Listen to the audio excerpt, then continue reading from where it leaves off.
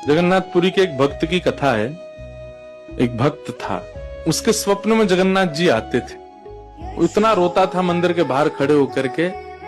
तो ठाकुर जी बोले, तू क्यों रोता है? बोले, आप बस मेरे साथ रहो, मुझे और कुछ नहीं चाहिए, और इस बात का मुझे अनुभव होना चाहिए कि आप मेरे साथ हो। तो भगवान जगन्नाथ जी ने उसको कहा, मैं तेरे साथ हमेशा हूं, और इसका अनुभव तुझे जब करना हो समुद्र की बालू में चलना, और थोड़ी दूर चलने के बाद फिर पीछे देखना, 2 पैरों के निशान तेरे होंगे और तेरे बगल में 2 पैर के निशान मेरे होंगे। उससे तुझे पता चल जाएगा मैं तेरे साथ हूं।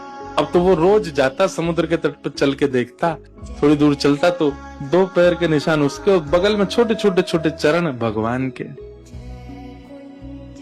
इतना प्रसन्न रहता था। लेकिन ये उसके घर में कोई घटना घटी, माता जी का देहावसन हो गया, बहुत कष्ट में आ गया, इतना पीड़ा में आ गया, रोने लगा, बिलखने लगा। अपनी माँ के जाने के भाव से तुरंत दौड़ करके गया। बोले, मैं मन को शांत करने का एक ही तरीका, पता चले जगन्नाथ जी मेरे साथ।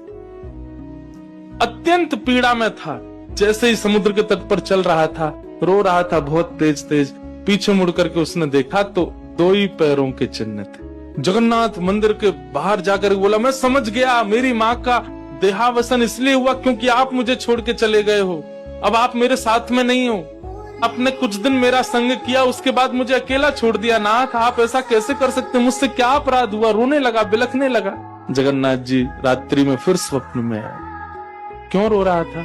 बोले, नाथ, आप मेरे साथ थे हमेशा, और आज आप मेरे साथ नहीं थे। मैंने जाके देखा 2 ही चरण चिन्ह थे, और आज ही मेरी माँ का भगवत धाम गमन हो गया। इसका मतलब आपने मुझे त्याग दिया ना? मुझसे कोई अपराध हुआ है? भगवान बोले, नहीं। तो फिर आज आपके चरण चिन्ह क्यों नहीं थे?